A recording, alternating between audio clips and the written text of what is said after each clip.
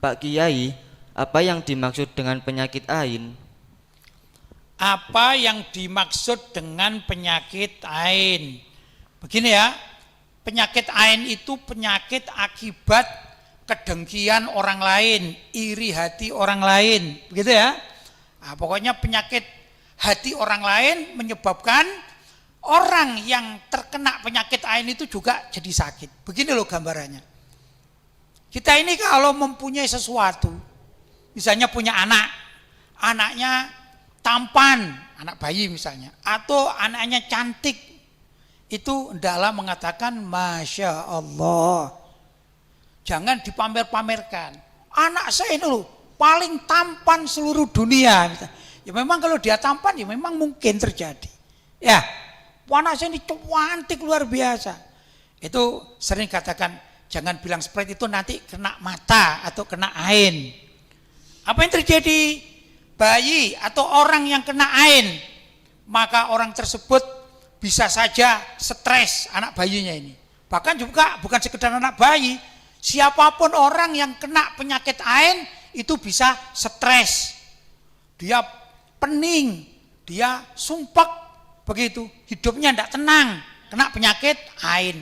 Dari mana penyakit ain? Dari matanya orang lain yang melihat.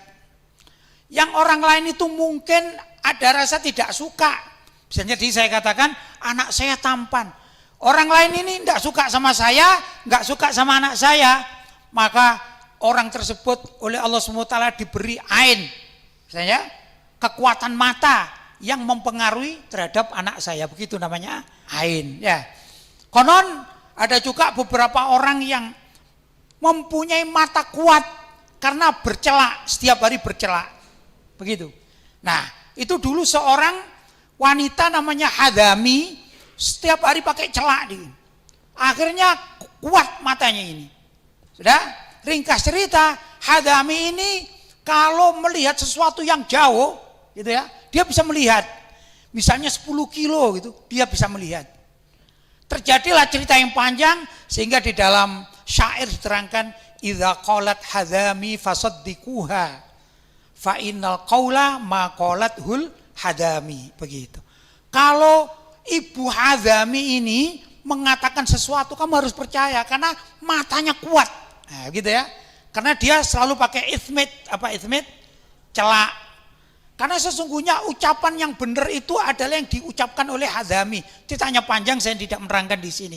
Ringkas cerita, seperti itulah kekuatan mata. Kadang-kadang kekuatan mata seperti tadi ibu-ibu bernama Hadami ini, kalau melihat seseorang yang dia tidak suka bisa hancur itu. Hancur macam-macam, ya. Bahkan di beberapa wilayah zaman dahulu kala, sebagian orang itu akan menghancurkan bukit itu menggunakan orang yang mempunyai kekuatan mata. Itulah dikatakan ain, begitu ya. Nah, bagaimana kalau ada orang kena ain yang menyebabkan sakit, menyebabkan trauma, menyebabkan stres, maka hendaklah dia banyak baca yang terkena ini ya. Banyak baca surat ini Al-Mu'awwidzatain. Qul a'udzu birabbil falaq dan qul a'udzu birabbin nas, itu banyak dibaca. Kemudian juga hendaklah membaca istighfar yang banyak.